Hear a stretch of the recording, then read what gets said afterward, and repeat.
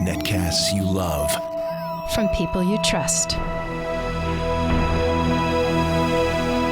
This is Twit.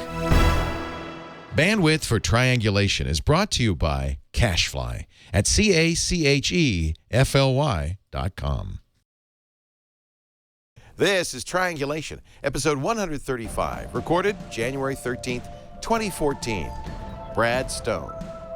Triangulation is brought to you by Personal Capital. With Personal Capital, you'll finally have all your financial life in one place. Get a clear view of everything you own. Best of all, it's free. To sign up, go to personalcapital.com/triangulation. It's time for Triangulation, the show where we get the most interesting, brightest, most fascinating people on the internet. We sit down with them, we spend an hour, and I'm really excited about this one because I've been reading the book and I cannot put it down. Brad Stone is here. He was at Newsweek for a long time covering Silicon Valley, then the New York Times, most recently for Bloomberg Business Week. He has written a couple of books, but his newest is a great read. It's called The Everything Store. It's all about Amazon and Jeff Bezos. Great to have you. Welcome, Brad. Thanks for having me on the show again. Oh, the age of Amazon.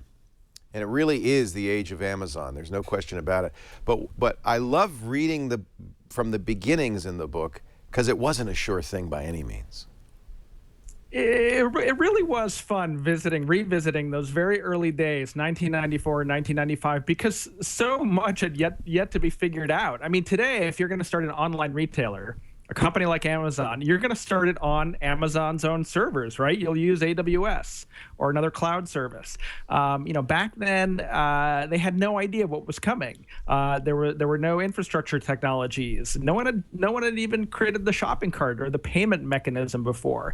And the most interesting thing is they really had no way to forecast the demand back then when it's Jeff Bezos and a couple other folks in the garage in Bellevue, Washington. They put their shingle out, and almost immediately they're overwhelmed by demand, and they're racing to keep up. It's the sort of kind of frenetic demand that hits all those early stage internet companies, and Amazon was right in the thick of it.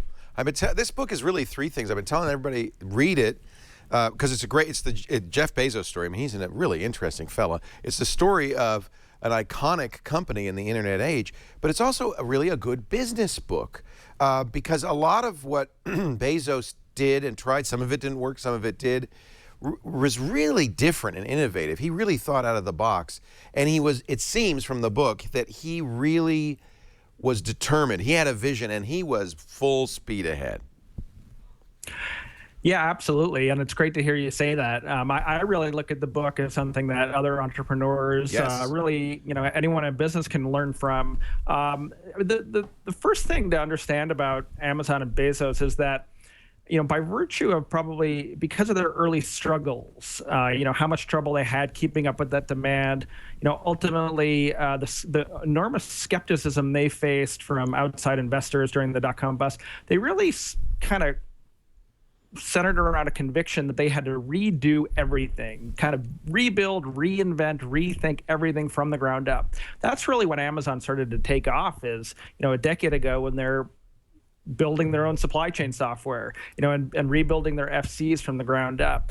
The conviction there was that this is, the age of the internet is going to be, there's going to be a different relationship between companies and their customers. And the Amazon right now is such a peculiar, idiosyncratic creature. I mean, they run their meetings in unique ways, and it's really because they're inventors, and they really think about new and better ways to do almost everything. How much access did you have? Did Bezos cooperate with you on this? I would say halfway. And the first thing to understand about Amazon is very much like Apple. It is, monstrously secretive. Right. They cultivate an air of mystery and mystique around them, and they communicate with the press only in very targeted ways. So I knew starting off that I was never going to get the full level of cooperation from Jeff Bezos. It's not who he is. He prefers to talk to his customers. But I did have, at the time, a good enough relationship with the company to approach them to tell them what I was doing, and really to convince Jeff to allow me to talk to some of his senior executives, his parents, some of his friends, his colleagues in the S team or the senior leadership team at Amazon.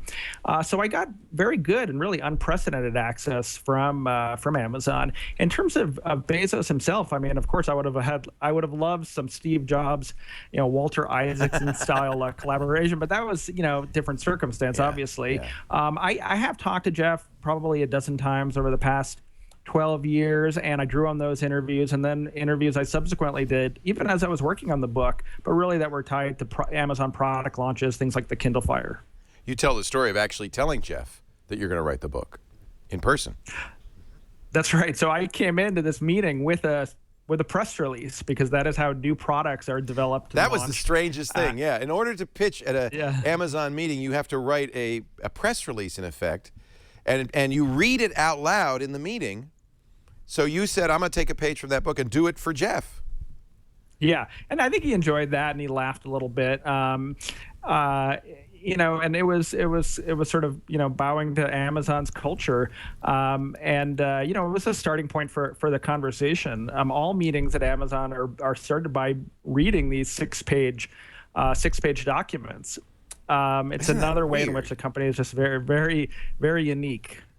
You refer several times, in fact, you refer in that scene to Jeff's laugh. He laughed when you started reading the press release. Let me play a little bit, because it comes up a lot in the book. You wouldn't think it's important, but are you getting the audio from this? No, you're not.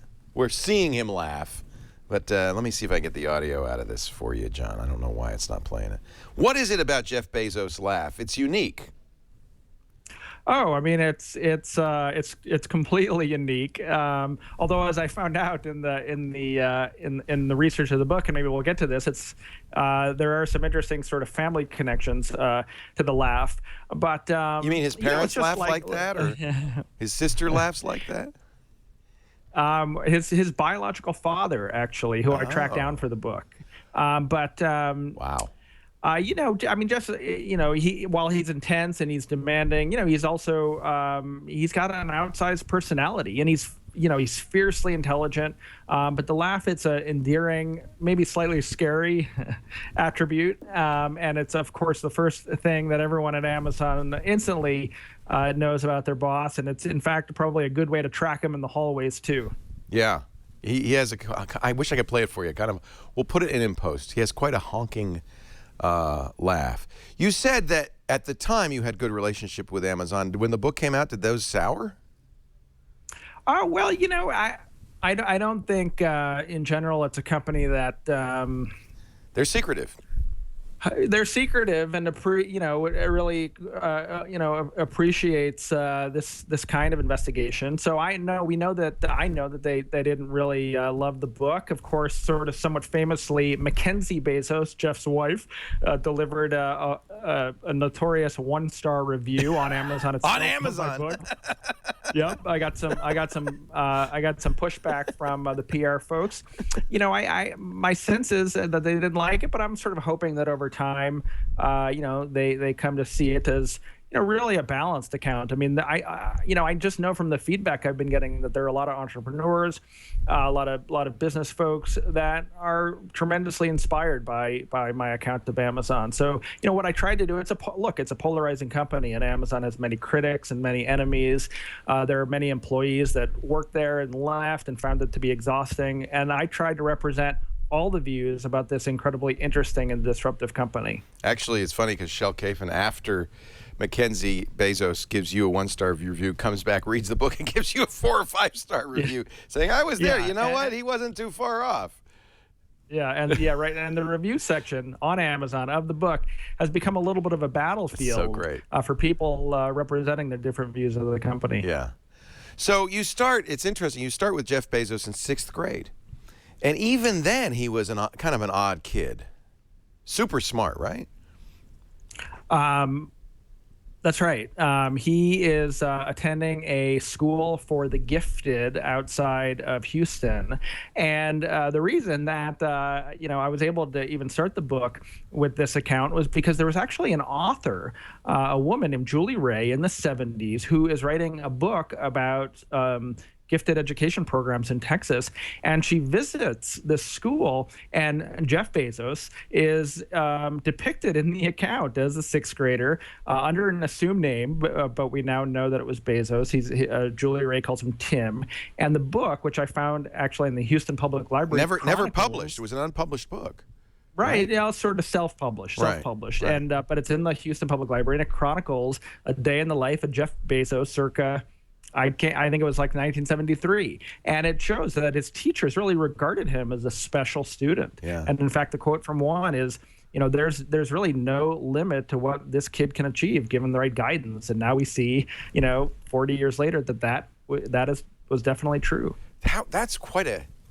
You must have high-fived yourself when you found. How did you find out about that? Actually, that particular anecdote had been referenced in previous Bezos profiles in the late 90s. No one had ever found the book or tracked down Julie Ray, which I did, but there were Jeff's family members had talked about that book existing, and other writers had referenced it. I set out to actually find the thing, so it was a nice moment when I did locate it in Houston. Yeah, no kidding. It's a great way to start the book. So Bezos, already a smart kid, kind of an unusual kid. He goes into finance, right? He goes to work for D.E. Shaw. Yeah, that's right. And this is in the early 90s. He's had a couple of other jobs on Wall Street, but D.E. Shaw is important because it's a quantitative hedge fund. So it's a firm that's using algorithms, and kind of special, and computers to execute trades. But it doesn't really see itself in that way. It sees itself as a technology company whose first market is finance. And David Shaw, of course, is a esteemed computer science professor and had worked at Morgan Stanley. But he was kind of thinking big about what D.E. Shaw could become. And when he saw the internet blossoming in the early 90s, he started getting together with one of his smart young vice presidents, Jeff Bezos, and they started brainstorming new ideas on the internet. And it was these meetings and other meetings that generated a couple of ideas inside D.E. Shaw. They had, of course, you might remember Juno, which was a free email company, advertising supported. They had a financial services firm that D.E. Shaw spun out. And then the idea for the everything store, or basically, the idea of could you create a intermediary between customers and manufacturers on this new thing called the World Wide Web. And Bezos, who's very, entrepreneurial minded, is dreaming of starting his own company, takes that idea, refines it, distills it to the idea of selling books. He thinks that this product category is well attuned to selling online because you can create great selection far more than a traditional bookstore. But he brings that back to David Shaw and he says, I'd like to go do this on my own. I want to be a startup founder. And that is the very beginning of Amazon. That's pretty cool. Did Shaw fund it? No. There was, of course, that opportunity. Shaw ended up funding the other technology companies that spun out of D.E. Shaw. But I think Bezos wanted to do it on his own. He saw what the benefits were towards of ownership, and maybe he saw also what the disadvantage might be of staying too close to D.E. Shaw, and to essentially having a boss in David Shaw who became the chairman of some of these other technology companies. So he broke off and went off on his own direction. And David Shaw even said to him, we might compete with you one day. And then Jeff moves all the way across the country. And a couple of years later, after the do not compete agreement with D.E. Shaw expires, he just starts hiring D.E. Shaw folks. And a lot of the early important executives at Amazon actually were colleagues of Jeff's at D.E. Shaw. Rick Dalzell goes along. And in fact, his wife, Mackenzie Bezos, was D.E. That's Shaw right. employee. That's right. No, yeah, Rick Dalzell comes from Walmart a little later. Oh, that's right, Walmart. That's right. Yeah. That's a great story, too, because Bezos not only raids his former employer, but raids Walmart because he needs retail experience. Well, he thinks Walmart has the answers to this, massive onslaught of demand and the challenge that Amazon faces in getting good in logistics, they do hire a lot of people from Walmart. And it's a mismatch. It's a horrendous mismatch. It really is, right. And not only does it create a poaching lawsuit between the two companies in, I think, 98 or 99, but a lot of those Walmart folks don't work out and leave soon after. And the fundamental lesson I think that Amazon takes for it is that their challenge is unique. They're getting products from the manufacturer to the distribution center and then to people's homes. Walmart's in the business of sending huge pallets twice a day to its stores. So Amazon really ultimately realized that they needed to rethink the underlying questions posed by their distribution center, and really the key guy there then is Jeff Wilkie, who's really one of the most important executives at Amazon, and he comes over from Allied Signal in 1999 and is as responsible as anyone for building the fulfillment centers. So initially, in the early days of Amazon, the great push is software, because nobody's really written an e-commerce site. In fact, it's Amazon that comes up with the one-click, patents it, ends up saying Barnes & Noble can't use it. It was originally, if you think about it, a software company. Yeah, absolutely. But the software is no good if you can't deliver products. Right. And you talk about one of the brilliant insights that Jeff had, and I don't know if this is still true, is that his customers pay him immediately for these books, but he's got 90 days to pay the publishers for the books, gives him 3 months of cash that he can play with. That's right. A very advantageous business model. And one of the reasons why he was able to raise so much money during the dot-com boom, because the careful and the savvy investors saw that there was a unique return on investment capital, that they really had a business model that was much more powerful and had this indigenous advantage over the offline retailers.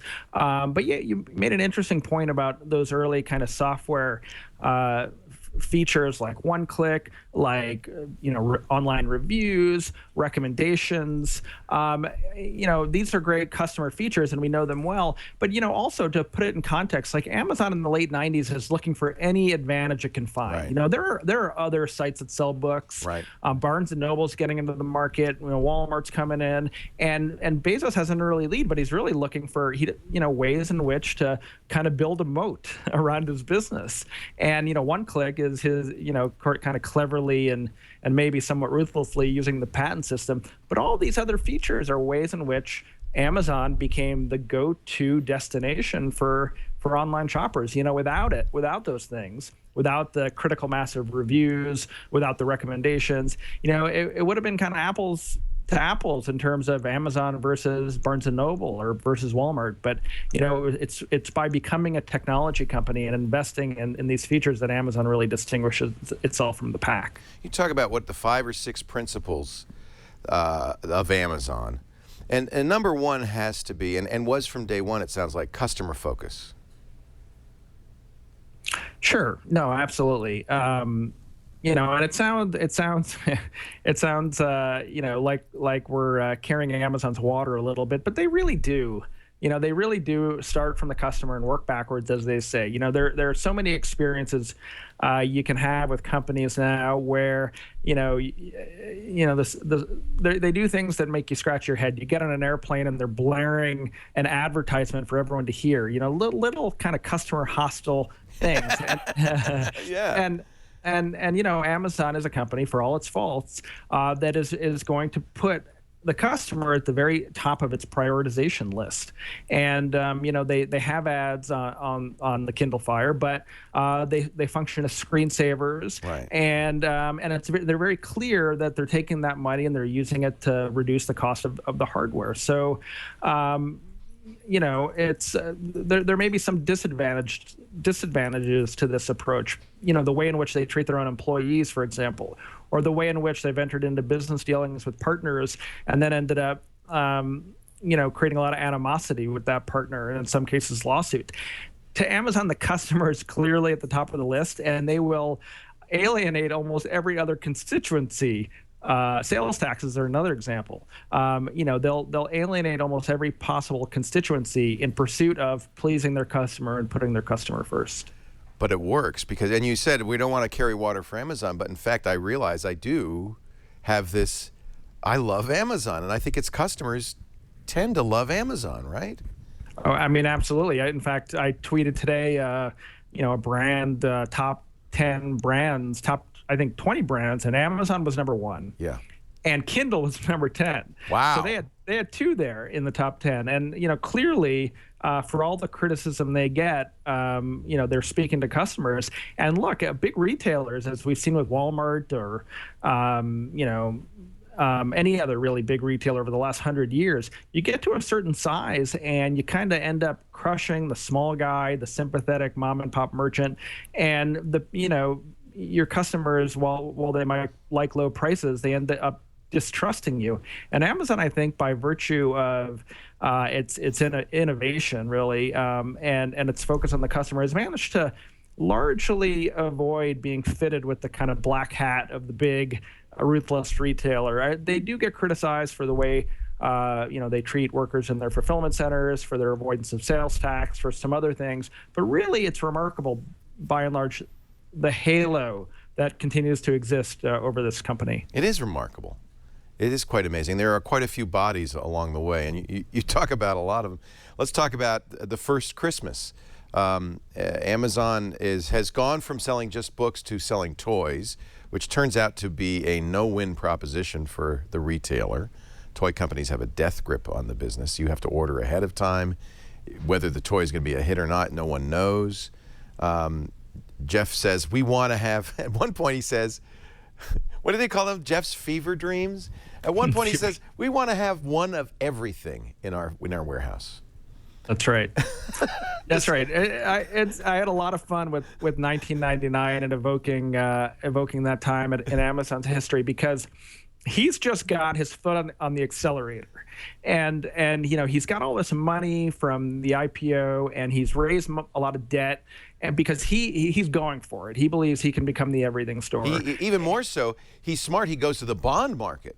Right. And he goes to the European bond market. He's borrowing money at 6% because he knows he needs cash. And it's a land rush, and he thinks he can get to all these product categories before anyone else, and make the Amazon brand very flexible in customers' minds.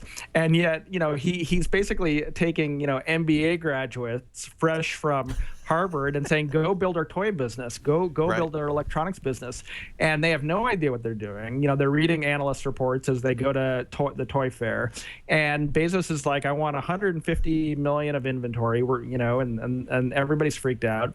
And there's all sorts of great stories from that time, including buying I think the Beanie Baby stock from Toys R Us and just having it all shipped to Amazon's fulfillment center. They're willing to do anything. But that's the kind of relentless vision that is the difference between winning and losing in this business. You tell the story of Bezos telling a group of Harvard students, Barnes & Noble's not going to win because they're a brick and mortar business. They will never put their best people on the internet side because they can't afford to. We are all internet. We're going to win. It's amazing how clearly he saw that. He saw that. He knew it. Yeah. Yeah, and of course history has completely proven him right. So software first, but now you've got to fulfill. You've got to send people stuff.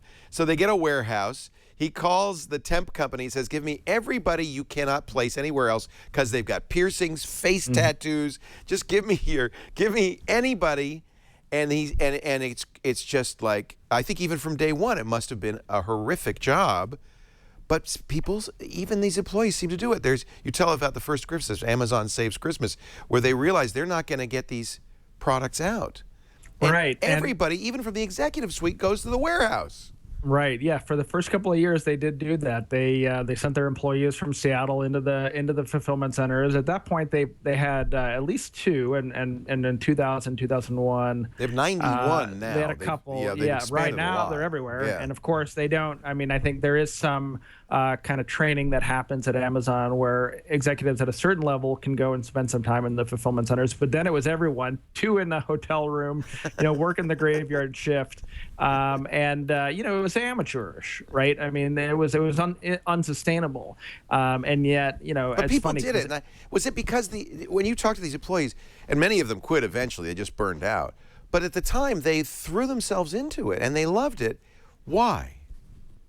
Well, I mean, some loved it. And maybe in retrospect, they're more nostalgic about it. But Yeah. it was team building, and it was, they believed in in the brand promise. Yeah, and look, I mean, Bezos is a very inspirational figure. I mean, and over the years, Amazon in some ways has been compared to a cult. And of course, it is a technology company very much like Microsoft back in the day or Google today, where employees have a lot of loyalty and are very inspired by the founder, the guy who has proven himself right and prescient so many times over the years. And back then, they were going into battle, because they believed in the leader and they believed in the company, and they had stock in the company. And so there was a lot of self-interest there as well. Actually, that's one of the criticisms Mackenzie Bezos leveled at you in her famous Amazon review, is that you don't talk about all the people who were, loved this and were happy about it. You talk about people who were burned out and troubled by it, and I don't feel that that's actually a fair criticism of you. To me, the fascinating question is, how did Bezos inspire people to do this and get them to make this company fly? Because without that, another principle that you mentioned is frugality. And very famously, Bezos refused to pay parking for employees who had to come to the offices in downtown Seattle. He made everybody fly economy. Even when he flew in a private plane, he said, "I'm paying for this, not Amazon." That's part of the deal too. Frugality is what, Absolutely, and I think he takes that from Sam Walton's autobiography, and of course, frugality is a big value at Walmart and at a lot of retailers, because your ability to set low prices is based on your cost structure, and you've got to keep it low if you're going to create an efficient cost structure that scales, and. Right, and so it's. I mean, Bezos has cleverly kind of woven that into the Amazon culture in kind of interesting ways. People setting up their own door desks, or flying coach class. A lot of Amazon employees are kind of proud of that, because the mentality is that you're giving that back to the customer in the form of low prices. So people can be very passionate about that, but others aren't. Others find a more comfortable lifestyle at a Google, or at a Microsoft. I tried to represent both attitudes, and so I was sort of surprised in Mackenzie's review when she sort of saw it more as one-sided. I think that speaks more to the kind of the kinds of coverage that penetrate the bubble there at Amazon. I guess maybe they're more used to one-sided or more sycophantic accounting. But Amazon's too interesting, too transformative a company to just see it in that way. And I really wanted to, take the full account and look at all the sides, and a lot of the praise and love for the company, and a lot of the fear that exists out there as well. I'd have been very suspicious if the book had said, "Everybody loves Jeff. Jeff is a wonderful person, and they'll do anything for him." And it's much more nuanced than that. There's also a review from Rick Dalzell, who worked at the beginning and retired for 10 years. He takes you to task saying, "You say Jeff Bezos' laugh is punishing. It's not just punishing. It's also endearing and warm and lovable." I think these are nitpicking. It seems to me, not having worked inside Amazon ever, that you've done a very interesting and nuanced story that is, I have to say, just fascinating. We're talking to Brad Stone. He's author of a brand new book called The Everything Store, Jeff Bezos and the Age of Amazon. It's, of course, available on Amazon.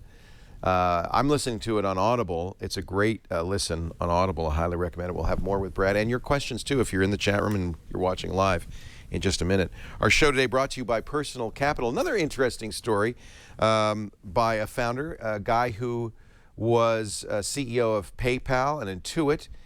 We had him on this show, in fact, about a year ago, talking about the idea, money and authentication. And he had just founded this new thing called Personal Capital. I signed up then, and I have to say, I am a big fan. I'm really happy to talk about it on the show. Personal Capital is a website you go to. They actually have apps for the iPad, the iPhone, the Android devices too. You put in your financial stuff, and it helps you make sense of your financial life. The kind of the catch-22 of your financial life is the more progress you make, the more complicated it is to manage. You've got checking and savings and retirement and credit accounts, and you've got investments, you've got mortgages, you've got loans. And it's very difficult to plan for your future when you can't see it all in one place at one time. Personal Capital gives you a dashboard, a financial GPS, so that you know where you stand, and then they'll give you great help. It's a next-generation financial advisor planning for your future. And no matter where you are in your financial life, this is the time to do it. I have to say, the younger you are, the better. This is now the time to do it, especially for you. Personalcapital.com/triangulation. That's the website. This is free. Doesn't cost you anything. If you visit right now, you can take a look at it. They'll welcome you with open arms. And what was Mr. Harris's interview on Triangle? Let's see if you can find that show, because it'd be worth going back and listening to him talk about this stuff. Personalcapital.com/triangulation. I've been a member now for a year, and it's really been a great help. Our guest is Brad Stone. He is at Bloomberg Business Week, where he's a senior writer there. I should ask you, just as it began, you saw on your Bloomberg wire there that Google bought Nest for $3.2 billion. I know it's not it's not the scope of the book. What do you think? An amazing deal. I actually had a theory that it would be Apple buying Nest and restoring Tony Fadell to the Apple leadership team at some point. He was the designer of behind the iPod. That's right. It would make perfect sense to bring those unloved home products, smoke alarms and thermostats into the Apple ecosystem and extend iOS into the home in that way. And I never considered Google buying it, but it makes sense. I mean, right now we've got this ecosystem battle of Apple versus Google and perhaps potentially versus Amazon to extend these mobile operating systems into all corners of our lives. And we're going to see, wearables heat up this year, and perhaps connected TVs, and Android. Another avenue of expansion for an operating system like Android is into our home appliances. And Fadell and his leadership team at Nest have kind of shown that they can take these unloved devices and make them a lot more interesting to customers. So I thought it was a sort of an obvious kind of target for Apple. So maybe they've lost an opportunity there, but interesting for Google. And another sign with the Boston Dynamics robot expansion, that Larry Page's Google is expanding on so many different dimensions. It really is amazing, and it'll be interesting to see whether the Justice Department or the FTC give this the kind of careful review that they've given other Google transactions in the past, like Motorola. These questions and fears about a company's expansion tend to build, and here with I guess did you say a $3.2 billion acquisition? Yeah. We're certainly there will certainly be a lot of people looking at this deal. 3.2 in cash, it's pure cash. Like, here's a check for $3.2 billion. A great deal for Nest and its backers. Holy cow! No kidding. Yep. I think you nailed it. I think the battleground. It's clearly the battleground is the Internet of Things. We're seeing processors move from computers to the periphery, and now everything is smart. Everything has a processor. Everything's connected via the internet. But there's an area that is ripe for exploitation. That's the connected home, and no one has solved this. There's 18 different standards. You've got every Zigbee, from Zigbee to X10, right? And nobody's figured it out. Google's already kind of indicated that they're interested in this space. They've got. I think that they're well positioned. And you're right. Apple might have missed a bet, although I think you need a Google, frankly, more than you need an Apple to do this. So it'd be very. And Apple's terrible at internet services. So I'd kind of hate to see my Nest on the iCloud. It scares me. Anyway, the Google press release quotes Larry Page as saying Nest's founders Tony Fadell and Matt Rogers helped build a tremendous team. Now, he mentions the products, the thermostat, the Nest thermostat, and the smoke and CO detector, but he mentions the team first, and I have to think it's the people that they're most interested in, as well as I guess the products are selling okay. Apple does sell Nests at the Apple company store. I know I bought one there. For now. For now, yeah. We'll see it. We'll see if tonight they're still there. Yeah. It's fascinating. Maybe they'll buy Philips Hue. Anybody who uses this stuff, as I do, you've got all this stuff. Nothing talks to anything. It all kind of promises it will. Be great if I could walk in the door with my Android device or my iPhone and have everything just kind of talk to everything else. I would really like that. So we'll see if this happens. Brad Stone is here to talk about Amazon, though, and Jeff Bezos, a fascinating character. Over 300 interviews go into his new book, The Everything Store. When you said that Bezos' original idea was a bookstore, do you think he always wanted to do the Everything Store? Yes, I do. I think that for the first couple of years, that was only in the back of his mind. It didn't seem practical. Amazon really was an online bookseller. It was unclear that it was inconceivable that the capital environment might exist to fund this wild expansion into other product categories. But around 2006, 2007, when the first venture capital money came in and Kleiner Perkins invested in Amazon, I think Bezos saw the kind of valuations he was getting and realized that the opportunity did exist.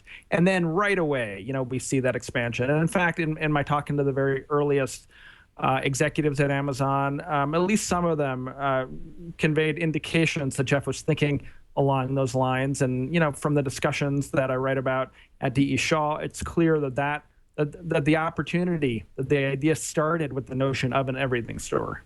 And you get the impression from the outside that Jeff executes perfectly. Amazon has executed perfectly, but in the early days, in the pre-bust, 1998 and 99, he was investing in Pets.com, Cosmo.com, the bicycle messengers that would bring you cigarettes. He bought tools. He clearly was interested in broadening this, but invested in companies that were doing all these different spaces, and most of them complete flops. He made quite a few mistakes, especially early on. Right, but also I think it's an irony now that all those businesses do exist, right? Amazon has a very successful pet supply business. There's a website, wag.com, which is Amazon owned. Cosmo is being recreated now with Amazon Fresh and all sorts of other grocery services. Was he just too early? Yeah, they were ahead of their time. Internet usage wasn't there, but also the capital climate changed, right. and investors slammed on the brakes in April of 2000, and so none of these companies were able to mature, and they were reckless, I guess, in their spending because they saw Amazon spending like mad, and they were trying to duplicate the strategy. And Amazon, which was kind of ahead of the pack, was able to throttle back, and it had to lay people off during the dot-com bust and close a fulfillment center. But Bezos showed himself to be a kind of able steward, and Amazon survived. The rest didn't. He did make mistakes, and that of course is what makes the Amazon story so fascinating. In fact, I tell a story, in the book of the board really, considering whether to ask Jeff to step aside or to step into a chairman role. Like Steve Jobs getting ousted from Apple. Right. They didn't quite believe, that he was the guy to run the company at scale. And of course, in subsequent years, he has proven himself and more. I think you could argue he's one of the best, if not the best CEO in America right now. I think there's no doubt. The list is short, and there's him and there's Larry Page, and I don't know who else you'd put on the list. Howard Schultz, maybe.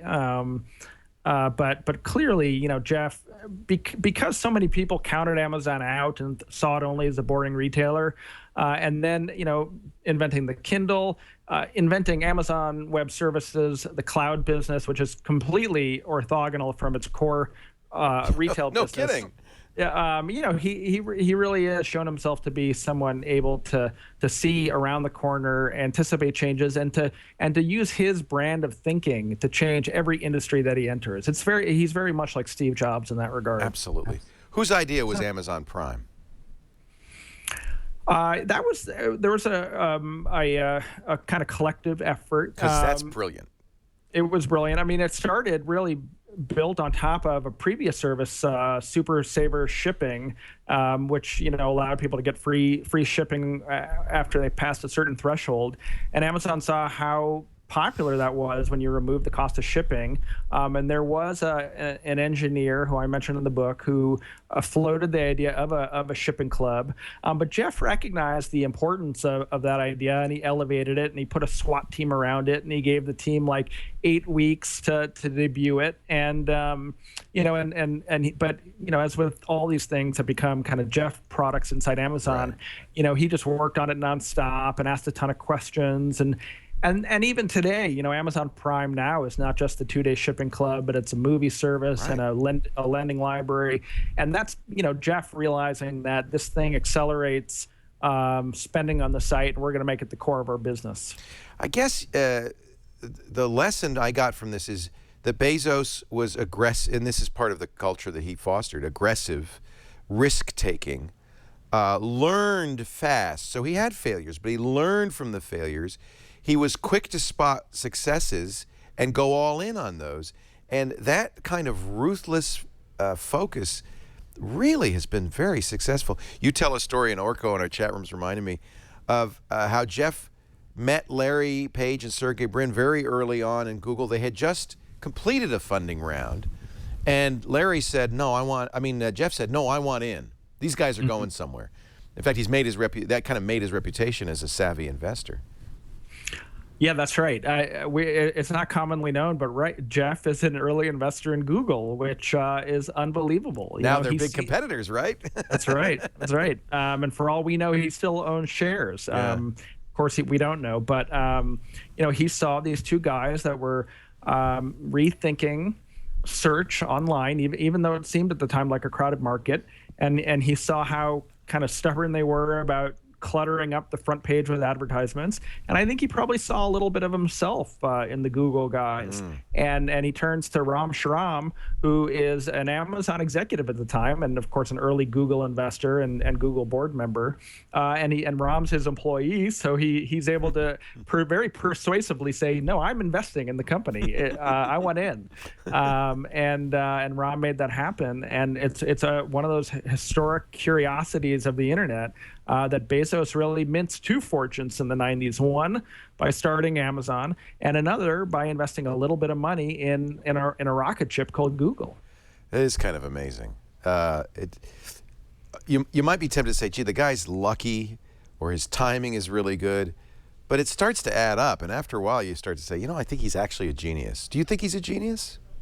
I think there's no question. If you talk to Amazon employees, and the thing that you hear over and over is that they come into a meeting, or they prepared for months their 6-page document and their proposal for a new feature at Amazon, a new offering, and they come into the meeting and everybody sits down and reads the document in total silence, and then the conversation begins, and they all repeat very faithfully that Bezos has internalized and understood every single detail. He asks the best questions. He immediately identifies all the defects, and that if you're not prepared and you can't answer the question properly, that he'll get right in there and identify that weakness in a pretty devastating way. I mean, he's simply the smartest guy in the room in all these situations. And it's, and when you look at the history of Amazon and the way in which it's outmaneuvered so many competitors and satisfied so many customers, the record really demonstrates that as well. It's Darwinian, it's not luck. And of course, there's a certain amount of luck, but I think they kind of overstate that. I mean, Jeff would point to luck and fortunate timing, but he made his own luck. I mean, he saw the way the web was growing.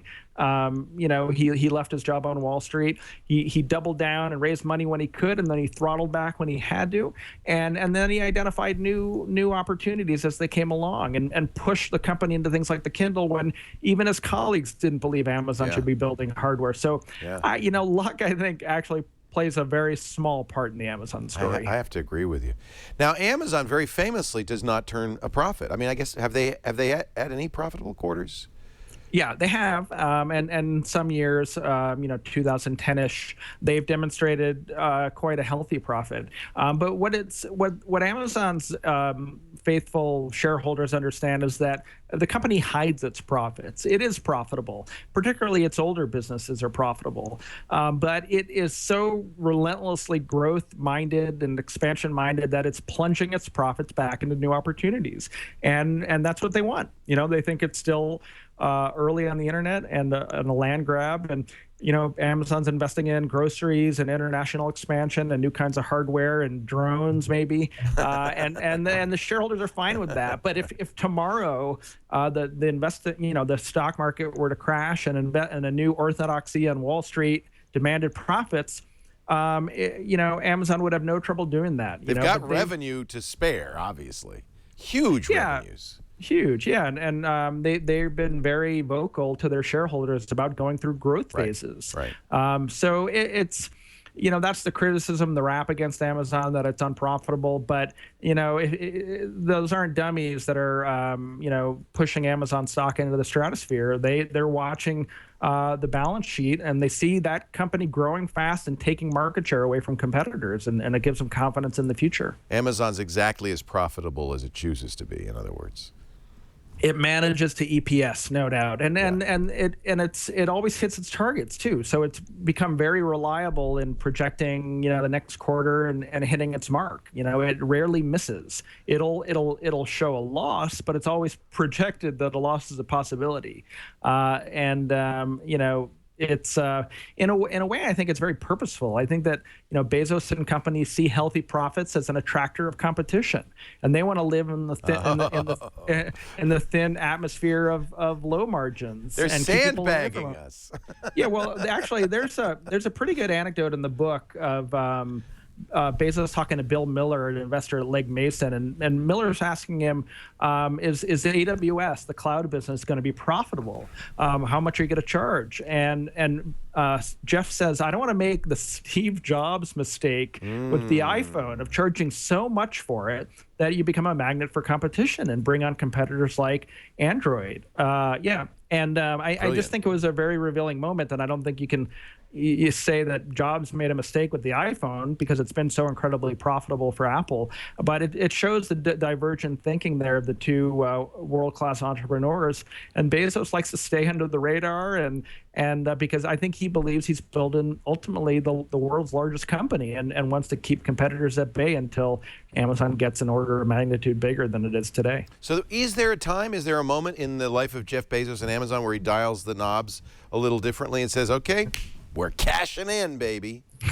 I think that every couple of years they do have to kind of, the way they say it is, get back in touch with their ability to make money and show profits. That's a very Amazonian way to put it.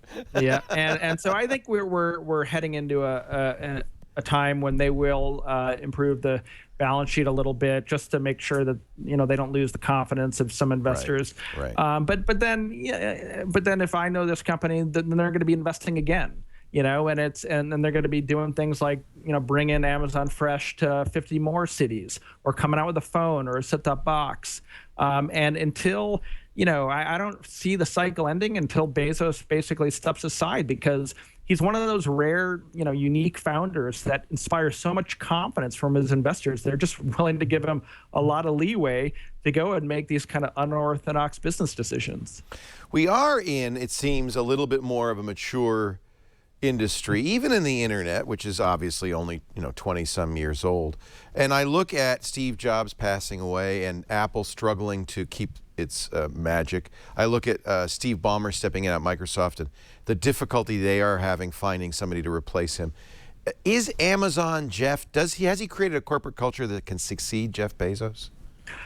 I think that's probably the key question for the future of Amazon, and I don't profess to really know the answer to it. I mean, there certainly are a lot of capable executives at Amazon, starting with Jeff Wilkie, the senior vice president of the consumer-facing businesses like the retail business in North America.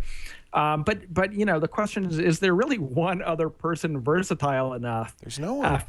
As fiercely intelligent enough to run Kindle, to run AWS, to run retail. I mean, I think a lot of these other executives are trained to think like Jeff thinks. You know, and so, you know, in a lot of the same ways as Apple executives today try to think like Steve. But, you know, it's going to be a different environment for the next Amazon CEO, just like it's a different environment for Tim Cook. You know, you don't have the same, you know, leeway from investors or the same faith from your customers. You kind of have to prove yourself more. You know, that's the big long-term question facing Amazon. But look, yesterday was Jeff Bezos' 50th birthday. He's, you know, kidney stones notwithstanding, he's a healthy guy and he's young and he probably has decades running Amazon. And I know his mission isn't near complete. So I think it's an interesting question to discuss. But really, I think we're going to see Jeff Bezos running Amazon for many years. Let's hope we got a long time. It's fun to watch him work. Yeah, he was evacuated from the Galapagos by the Ecuadorian Navy, whoever, I don't remember who it was, the Navy. Yeah, because that's right. His kidney stones were acting up. Yeah, we don't have to think too deeply about that, but that hurts like hell. You don't. It sounds like an unpleasant way to end a vacation. You don't want that to happen. But he is in good health, right? As you know, as far as we know, I don't have any special insight.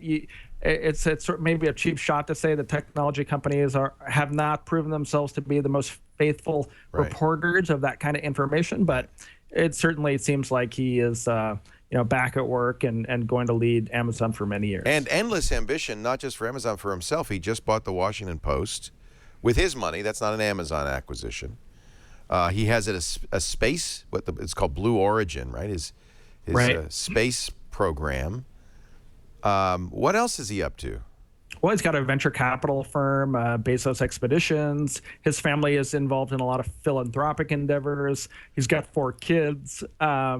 You know, but you know, one of his talents is, I think, is managing his own time, and it's why he's able to do so much of this. They also, you know, I'll just say that all these things seem to be so different, but you know, the common thread is really, you know, Bezos applying his mindset.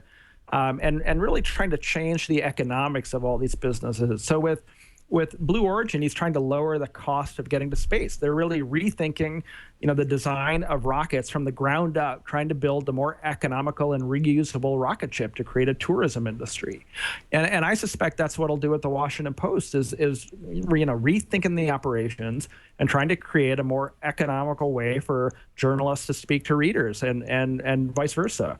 You know, he really has taken that flair for reinvention from Amazon and just implanted it in a lot of different areas. I mean, from what I know of the philanthropic endeavors of the Bezos family, they try to think about problems like education in new and completely fresh ways. So, you know, a lot like Steve Jobs, you know, taking a kind of mindset and mentality and just applying it to different industries is really what Bezos is up to, you know, overall, not just at Amazon. It really is fascinating. I don't think there's any other era where a brilliant person like Jeff Bezos could have the scope that he's had. I mean, we're not talking J.P. Morgan or Rockefeller here. I mean, he is. It's not just an empire or financial success. He's not Standard Oil. This is so much more than that. And I can't think of any other era in human history that would give somebody like him the scope that the internet era has given him. That's right, and that's the internet, and the fact that it has stitched together so many people around the world. And you know, Jeff saw that earlier than anyone, to his credit. Yeah. But I think you're right. I mean, 20 years. It's a 20-year-old company, and this year it'll probably do about 75 billion, and next year it'll probably do 100 billion, and it'll be the fastest retailer to get to 100 billion in sales in history.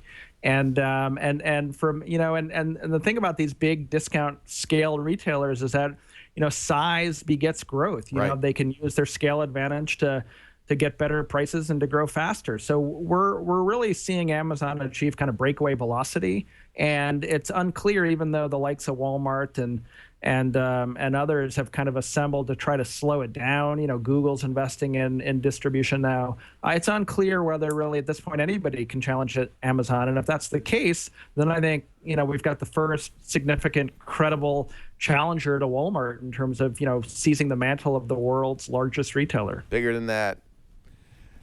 You can't see. You're right. You reach critical mass. You can't. No one can compete. You just own it. Yeah. I mean, in 10 years, will we just everybody be buying everything from Amazon? Well, the kind of corollary to that point is that I think e-commerce entrepreneurs have now understand that you can't start a company in Amazon's backyard. So, which 10 is years everywhere. Well, no, Right? well, no. I mean, 10 years ago, Zappos decided, well, Right. we're going to kind of do Shoes. the Amazon for shoes, and you run headlong into Amazon after And a they while. bought them. Yeah, same with diapers.com. Right. But today's e-commerce entrepreneur is going to have an exclusive on a product, something that Amazon Right. can't sell. Right. It's going to have it's going to go after a unique customer base. There's going to be some kind of defensible proposition.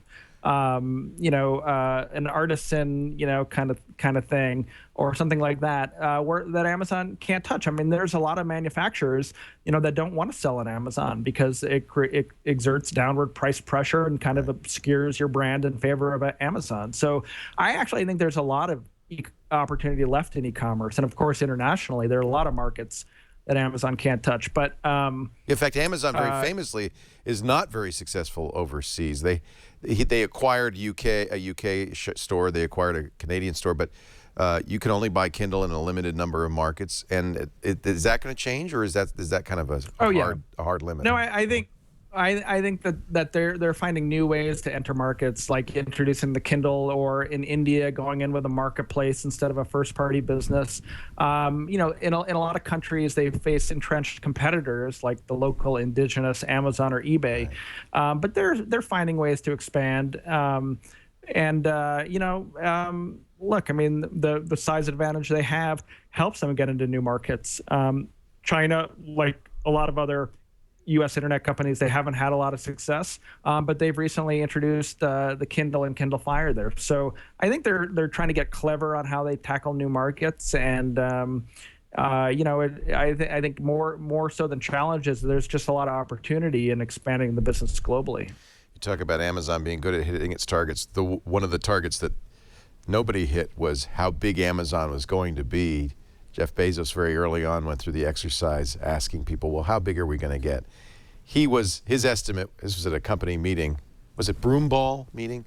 And his estimate was the largest, and it wasn't even close. I mean, right. Even Bezos did not anticipate the kind of amazing growth that Amazon has gone through. That's right. And that's probably, I think that meeting is in 97 or so. They'd just gone public. And they didn't appreciate how Jeff was going to step on the accelerator. Yeah. He didn't even foresee that when he could raise all that money on the bond market, that he would really just go for it. He's a gambler in a way, or he's just an audacious bettor. And, a lot of the growth is because they have gone for it and tried to exploit every single advantage that's available to them. Even